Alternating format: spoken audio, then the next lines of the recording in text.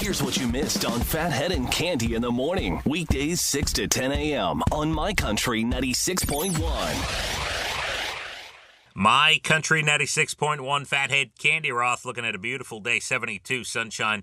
Going to be great. Tomorrow, looking the same. So, a nice week to get out and enjoy things that are going on out there.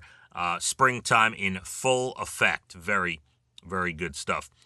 Plenty to get to, including this story as you get up on a Monday. I know it's harder and harder to get up on a Monday, especially when the weather's nice. You're like, oh, man, I wish I worked outside.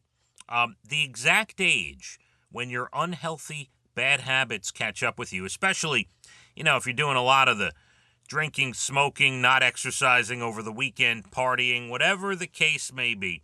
So apparently, scientists tracked the health of hundreds of children born in 1959 until they were 61. I don't know why. I don't know why they picked that age, but that's what happened. They found that those who regularly smoked, boozed, lounged around in their younger years ended up sicker and more depressed. I mean, did we really need a study for that? But they did confirm that if you lounge around, you drink, you smoke, and you do nothing, you're more sick, you're more depressed. On average, the age that people's health really started to go off a cliff and started to decline was age 36. That's something to think about. Our findings, it says, highlight the importance of tackling risky health behaviors as early as possible to prevent damage from building up over the years.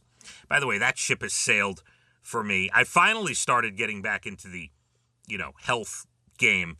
Although I don't smoke and I don't drink, so that's a good thing. But I have finally started to, treadmill every day and feeling healthier and all that stuff. So, it took me a lot longer than 36. But basically, they're saying enjoy yourself till about 36. Right into your 30s, you're good. Quit the bad stuff. Get the gym membership at about 36 for your 36th birthday, and you'll be good to go. And I always think about those studies that track people. We tracked people for 50 years or whatever the number is. Yeah, couldn't you have, helped them along the way and said, look, can't you go to them when they're 40 and be like, just want to let you know, the data is not good. You may want to start doing, no. We're going to let them, just kind of linger and, just go with the bad behavior till they're 61. Then we'll tell them. I always found that funny and interesting, how, dedicated to a study a scientist has to be to, I would want to step in. I'd take these people aside and be like, yeah, I'm looking at the numbers, I'm running the numbers. You may want to get off the couch. You could have told them 20 years earlier. And then there's this. A woman in Virginia, Richmond, Virginia.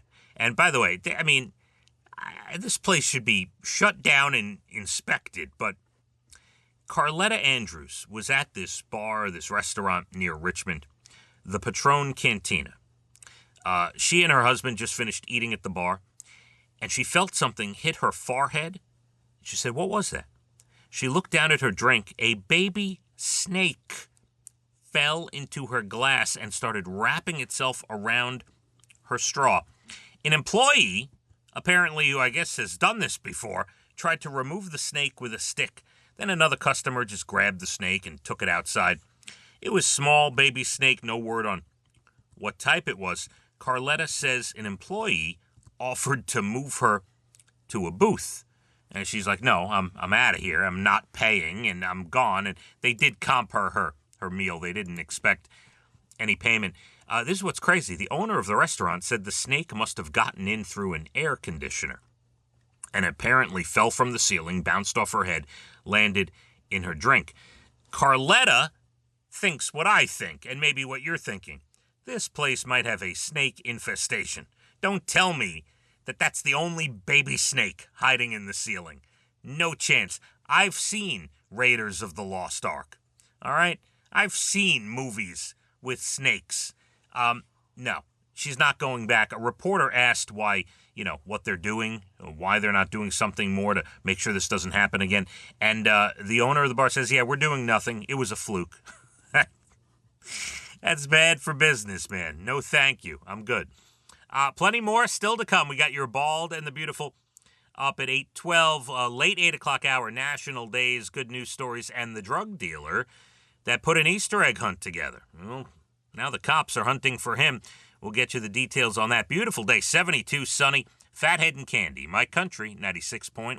Phathead and Cande in the morning, weekdays 6 to 10 a.m. on My Country 96.1.